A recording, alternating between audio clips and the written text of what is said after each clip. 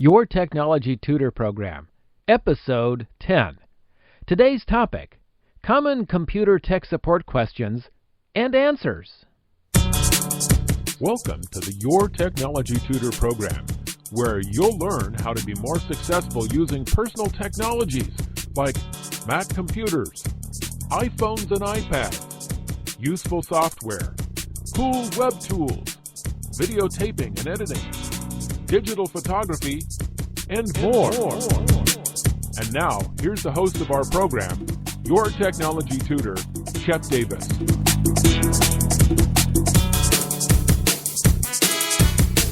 Well, hello and welcome to the program. Pleased to have you along with me today as together we learn to be more successful in the use of our personal technology tools.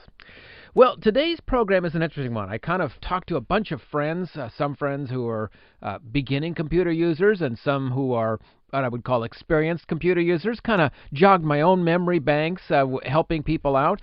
Also consulted a number of forums online looking for the most common computer tech support questions and came up with this little list here of what I think are the most common issues that people have.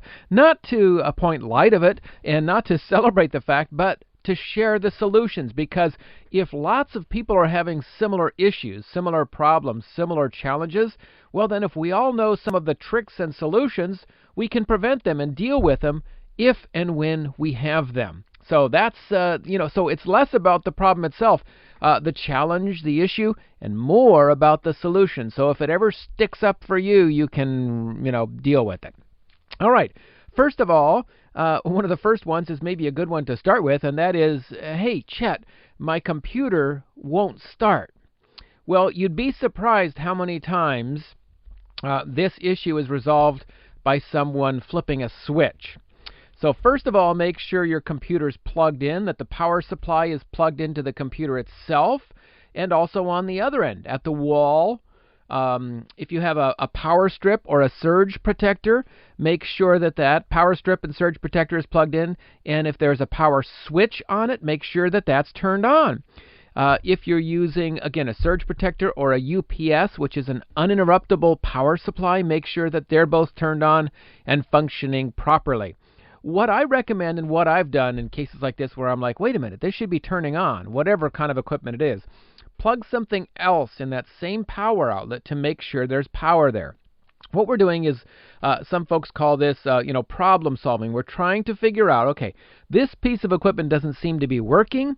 Let's plug another piece of equipment in there that I know works and see if the power outlet's dead, because sometimes you may have a dead power outlet. Maybe a circuit breaker blew, or maybe there's an electrical short in the system. If you're in a big office building or some other, hospital, in a church, synagogue, school, whatever, someone else may have flipped the power breaker for that panel. So take a lamp, that's what I like, even a little desk lamp, and click it on and off. Make sure it works where it's at now. Unplug it safely. Walk over, plug it in, and turn it on and off. And if that turns on, then at least the power's working, and then we know there's some other issue. Check the plugs, the electrical plugs, to see if they're bent, if they're not making good contact in the socket. If you ever see sparks around the electrical cord where it's connecting, sometimes it's easy to get a short like between the cable and where it plugs in. If it gets bent a lot especially, or somebody's pulling it out the incorrect way, which is grabbing it by the cable rather than by the actual connector itself, a short circuit can develop there, and it may work sometimes and not at all. You be very careful. Unplug it right away and replace the power connector. If it ever sparks around the cable or connector, leave it unplugged or turn off the circuit and consult an electrician or electrical professional. At the very least, replace the power connector, because the last thing you want to do is deal with electrical shock or a fire hazard, okay? If all those, the power circuits, everything seems to be okay, listen to the computer. Place your ear safely and carefully near the computer and see if you can hear anything moving. Is the hard drive spinning? Is a fan on inside of there? It's possible that the computer might be on and the issue is with the monitor.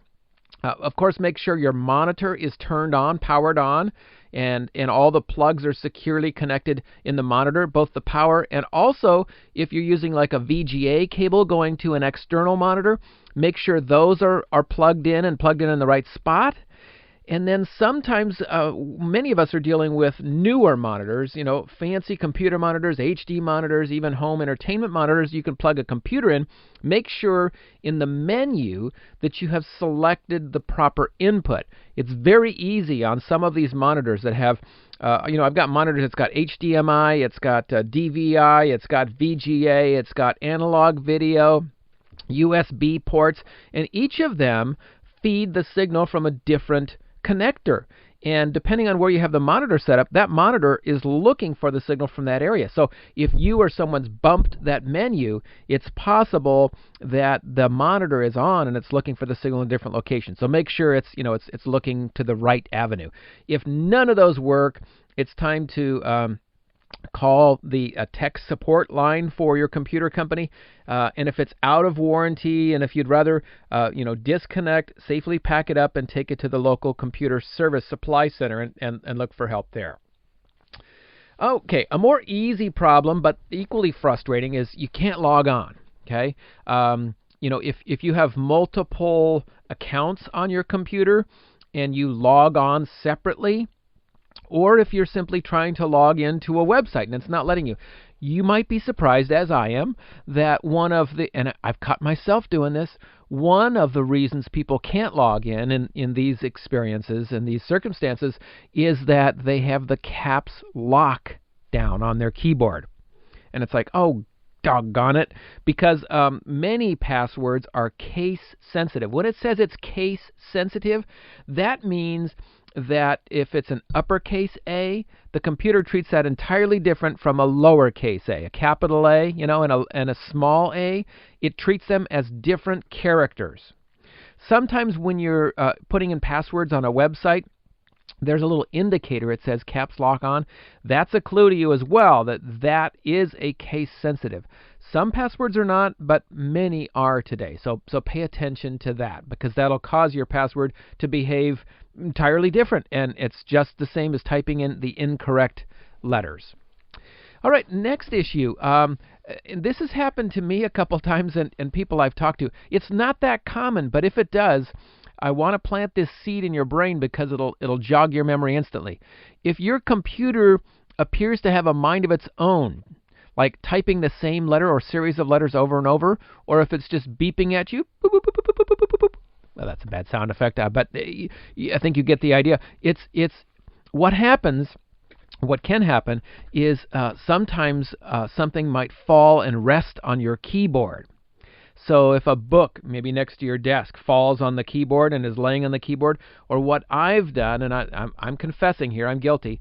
Sometimes I'm working on something, I'll set my keyboard aside for a moment because I'm cleaning my desk or something like that, and maybe I'll turn it upside down by mistake, or maybe I'll set it aside and something falls on it, resting on the keyboard. Well, if it's pressing down those keys, it's trying to tell the computer to do something. The computer's confused. What do you want me to do? You keep pressing B over and over and over. So if that's the case, what you just have to do is make sure nothing is pressing on the keyboard or the mouse, and disconnect them even via the USB cable and reconnect them if that becomes your issue. Along with that, if your mouse, your trackball, your trackpad, your keyboard don't seem to work anymore, make sure that they're connected. The USB cables are connected, and if they are and it's still not behaving, disconnect the USB cables, leave them off for 10 seconds, and then reconnect them. Oftentimes they'll restart. If that doesn't, again, what you might choose to do is power down the computer, remove them again, reconnect them, and power it back up. That might, in some circumstances, also kind of reset things for you. All right, here's one that some of us deal with also. When your computer freezes, and how do you know it freezes, chat? Well, if you're in a word processing document, or maybe you're on the internet, and you try moving your mouse, your keypad, your trackball, and it's stuck, it doesn't do anything, okay, or there's a spinning wheel, I always recommend waiting for 10 to 30 seconds or a minute. Excuse me. You might even just walk away from your computer for just a moment. Go grab a cold beverage or a hot beverage, depending on the time of day and the time of year, the weather around you. Go grab a snack, go to the restroom, come back. And if it's still doing the same thing, it's frozen. And one of two things needs to occur. If it's just the application, just the software program itself that's frozen, it could be stuck in a subroutine, and there's some other technical reasons that might be the case. We need to basically shut it down, okay? And here's how you do that, okay? Well, freezes, first of all, there's a bunch of different reasons it might be there. But one way, some people will say you should reset the whole computer. But I would say first try to shut down the application, the software itself.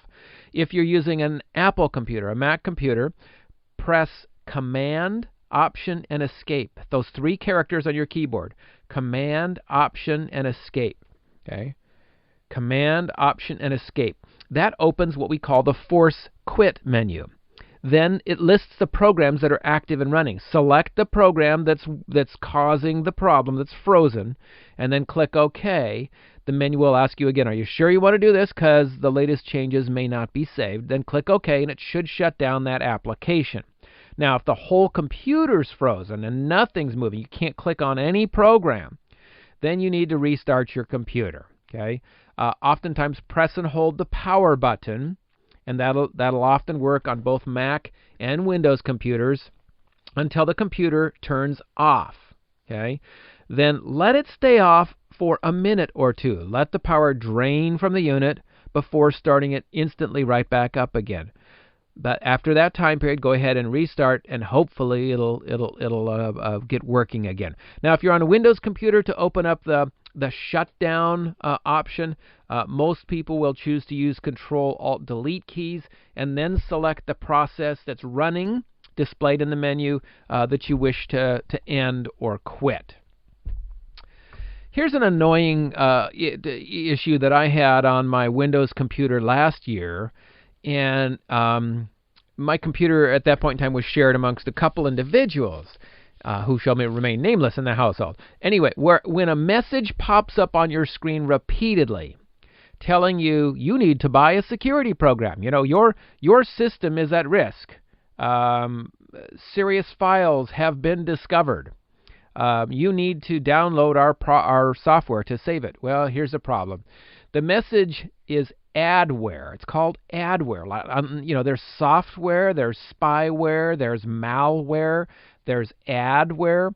It's an ad piece that's software that's designed to keep popping up and saying, basically, buy me, buy me, buy me, but in a threatening way. It's saying your computer's infected.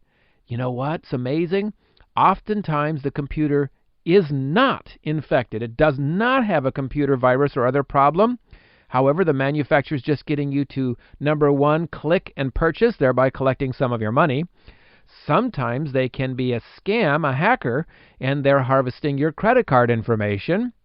And thirdly, they're putting on additional software that will affect your performance. It can be spyware to record your keystrokes, to get your credit card numbers, etc. Crazy. This rogue software, it looks legitimate, and they can even have, I know on the Microsoft website I was reading up on this, they can even have screens that look like official Microsoft screens.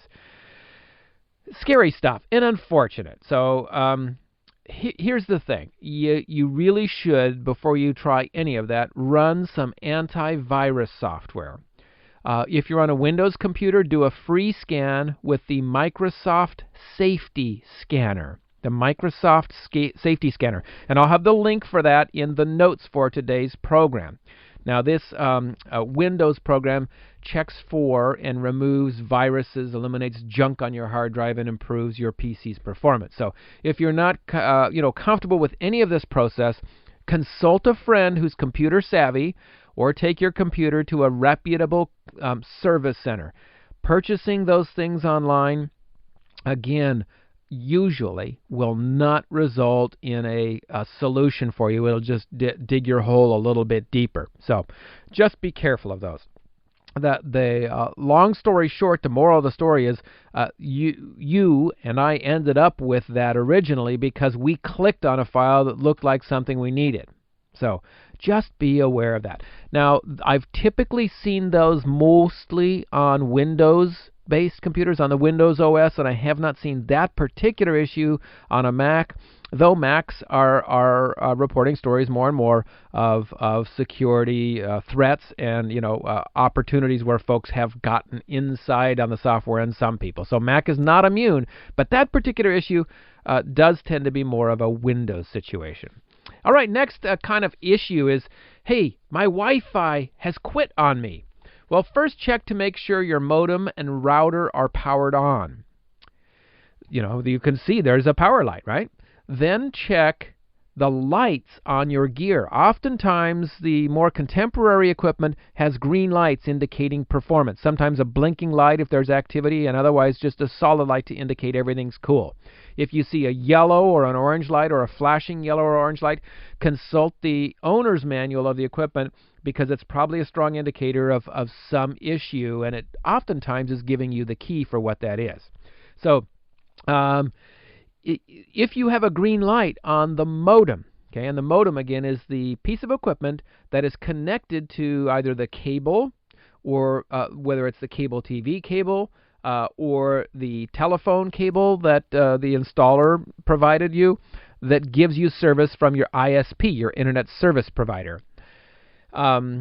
If you're not getting that signal, that green light, then here's the first place to start. Contact your ISP first. So whether you're using Comcast or Verizon or AT&T or somebody else, contact them to see if there's a service outage in your community. It might be that a cable's down. It might be that a circuit is down, and they can usually identify you and tell you. Sometimes it's through a recording. We've noted, we see you're calling from city X, and yes, there's presently a service outage. We expect to have that fixed in the next 2 hours. So oftentimes you'll get an answer right away.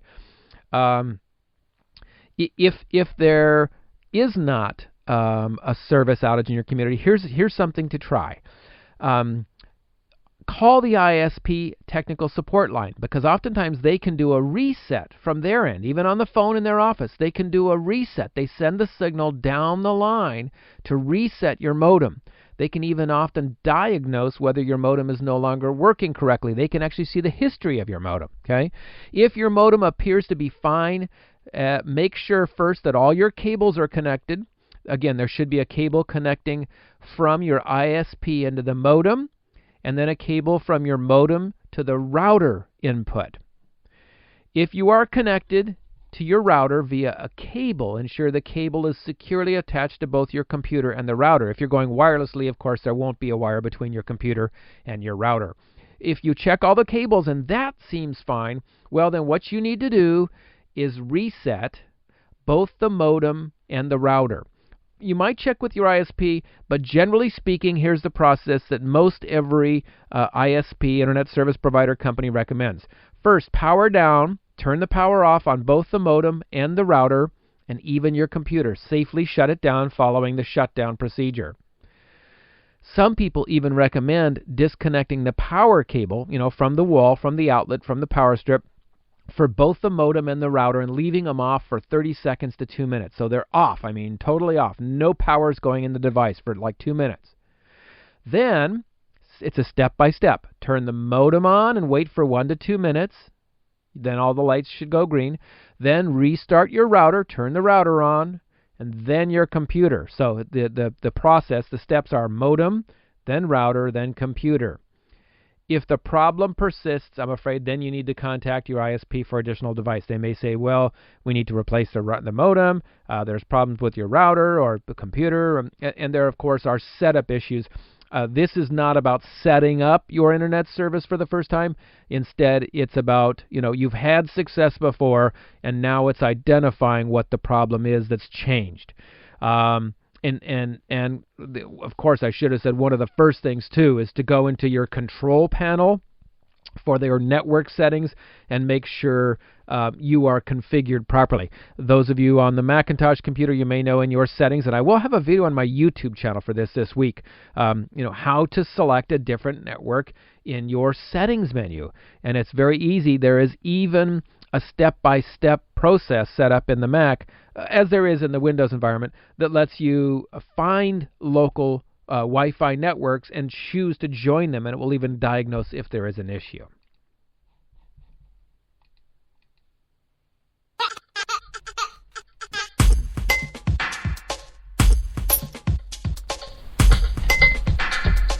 Well, it's time for our Cool Find. That's the little name I give for this segment of the program. Each and every program, I'm going to share some cool gadget, application, or web tool that I think is particularly worthy of sharing with you.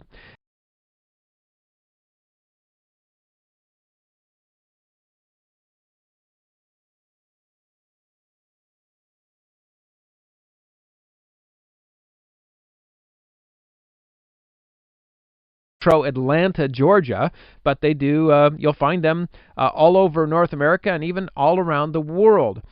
What I like about it is it gives, I find, a more thorough weather forecast and information related to weather than I find on the default app. I have the Weather Channel weather app on my iPhone, and it's right next to the weather tool, which is created by Apple. And this is one of the Apple apps that you actually can't delete. It's like there, and it pulls the weather forecast from Yahoo. But this new one, the Weather Channel, pulls it from all the resources at the Weather Channel.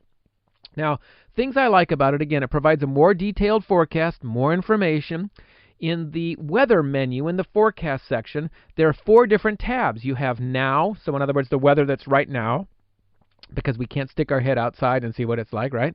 There's hourly, so it's like a forecast now and in the coming hours, and you can scroll through to see what's it going to be 4 hours from now and 6 hours from now and next hour. There's 36 hours, so it gives now, and then like 12 hours from now, and then another 12 hours from now. And then there's 10 days, so it gives you an extended forecast.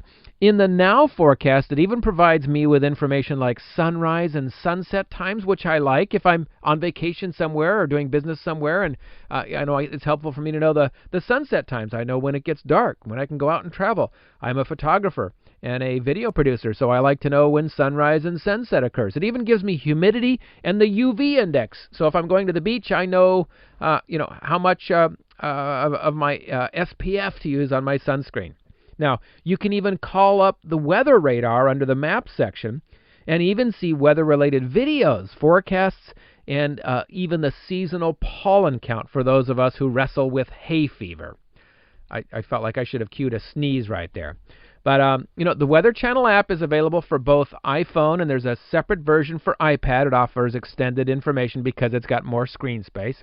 They also have the app for Android, for BlackBerry, for Windows Phone, and even for Kindle Fire. So I'll have a link to the Weather Channel webpage where you'll find each of these versions for download in today's show notes. And the show notes you'll find at yourtechnologytutor.com.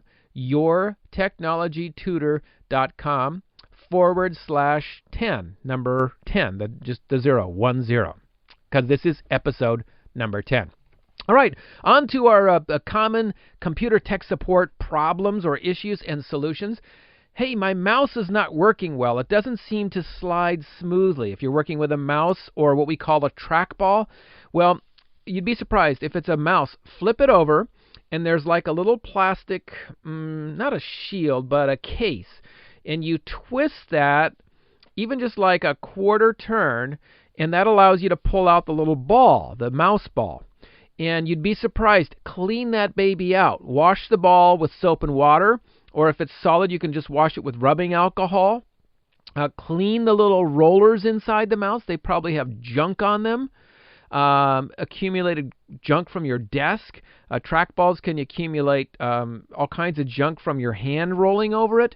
And those rollers should be clean, and so should the ball. You might be really surprised the kind of performance you get after just doing a little cleanup like that. Here's one that we hate to hear and we hate to experience even more. What can I do if I accidentally deleted some files?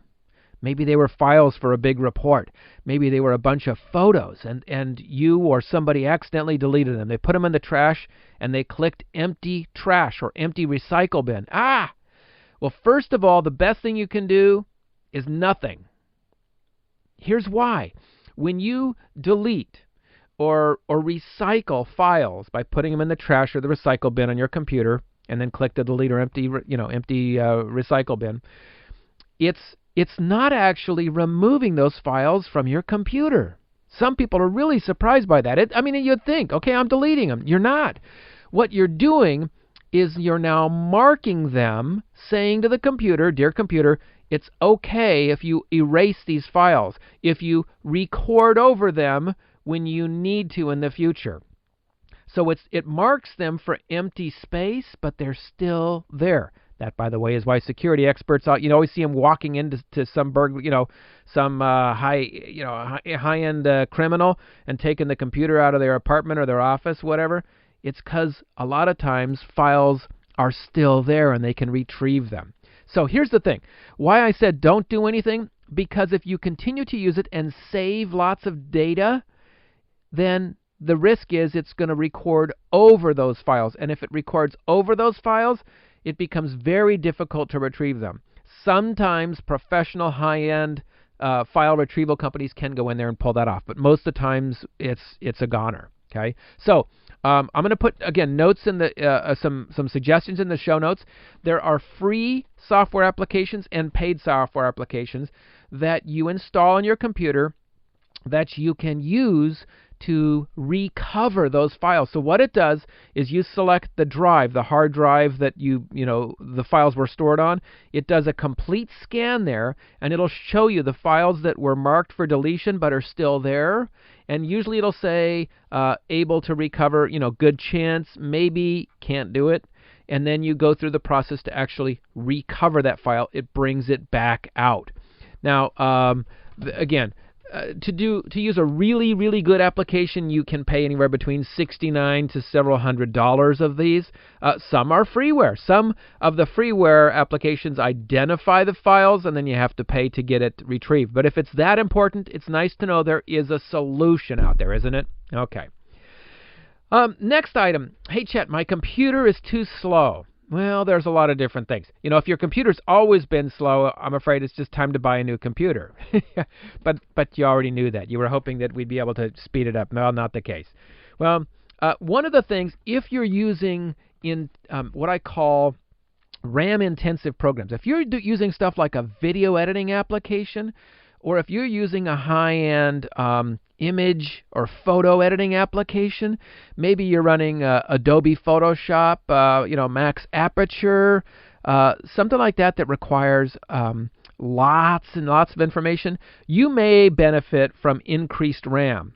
So talk to your computer savvy friends, and I'll actually have an episode on that on my. Let's do that in a future podcast. Improving the speed and performance of your computer. And I've got a guest I'll bring on, a great guy, Justin the Geek. And anyway, we'll talk to him in a future episode. But I've increased the RAM in my computers. That's random access memory. That's the working memory when applications are open. Okay. Here's another thing though that you might be surprised. I was helping out a family member not too long ago, and I said, look at all these applications that are open, all these windows that are open. Even if they're in the background or they're hidden, those applications are running, and you're using the computer's power to do that. So shut down applications, shut down programs you're not using, close windows you're not using. You might be surprised how much your performance will benefit. Also, a lot of people are less aware that overheating of your computer processor can slow down and provide you with poor performance. Make sure you allow for adequate ventilation around your computer, particularly where there are vents on the box, those little lines on the metal box that are designed to allow air to flow in and out. Avoid placing papers and books or other electronics on top of the computer if there are vent holes. If there's no vent holes, if it's solid, that's usually not a problem. But if there's vent holes, don't cover it up. That's not just a cute design. That's allowing air to get in. Some people also put their computer in these cool little racks, maybe a homemade rack that looks nice and it's nice and tidy and pretty. But if it doesn't allow for adequate air to flow all around there, you're endangering the performance of your computer and maybe even leading to a computer failure. So make sure there's plenty of air that can get around your computer, okay? Also, make sure if your computer has a fan, if it's a tower computer, they oftentimes have fans, make sure that you can hear the fan running if it's been running before, okay? While we're on the topic of that, just before we leave that, be aware that dust and smoke and hair can get into a computer or another electronic device and can really muck up the system. They can even cause short circuits between components. I've taken open some things in the past and been totally surprised how much dust has accumulated in a place, as well as like pet hair, for example. It's something you may, if you use your device in an area where it's subject to lots of that kind of thing, maybe you have a computer in a wood shop, you want to consider moving it, number one, but you might consider also, if you're not comfortable with it, take it to a savvy individual or a computer repair shop. It is possible for them to open up the device and use compressed air to blow it out, to clean it out.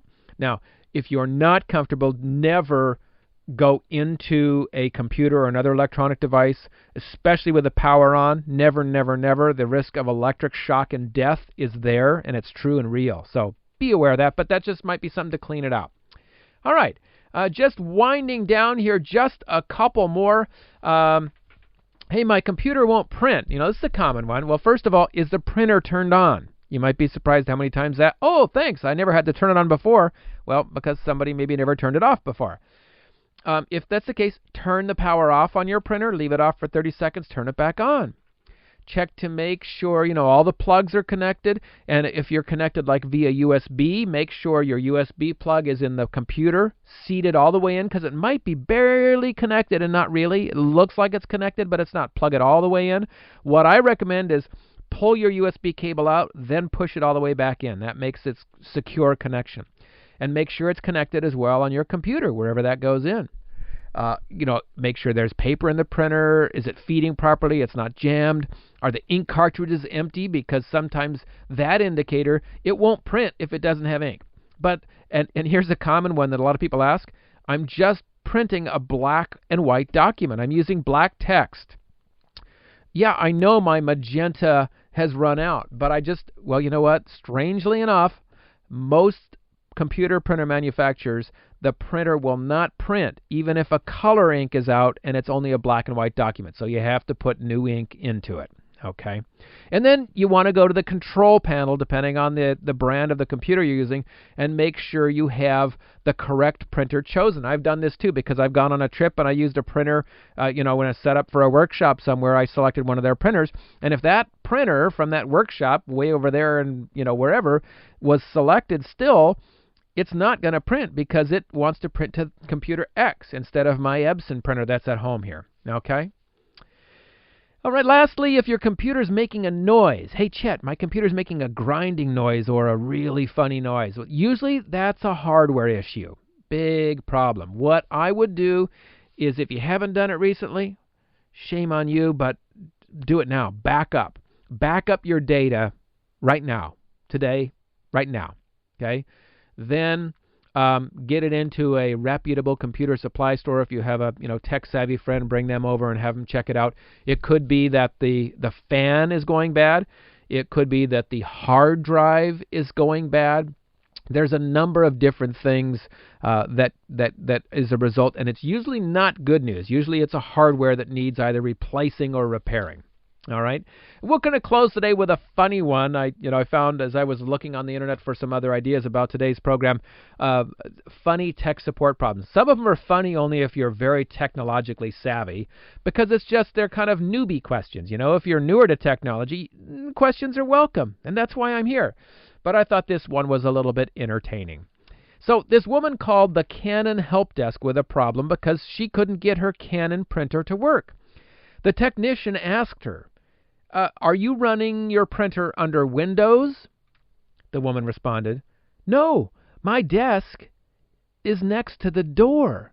But come to think of it, that's a good point, because the man sitting in the cubicle next to me has his printer under a window, and his is working fine. Okay, subtle humor between Windows and etc. All right, well, I want to share with you something else, and I'm going to bring this guy on. But in the show notes today, I'm going to have a link. This guy, Justin the Geek Gilson, has a great class on something called Udemy, and that's an online teaching class. He has a program, How to Fix Your Computer Before It Gets Broken.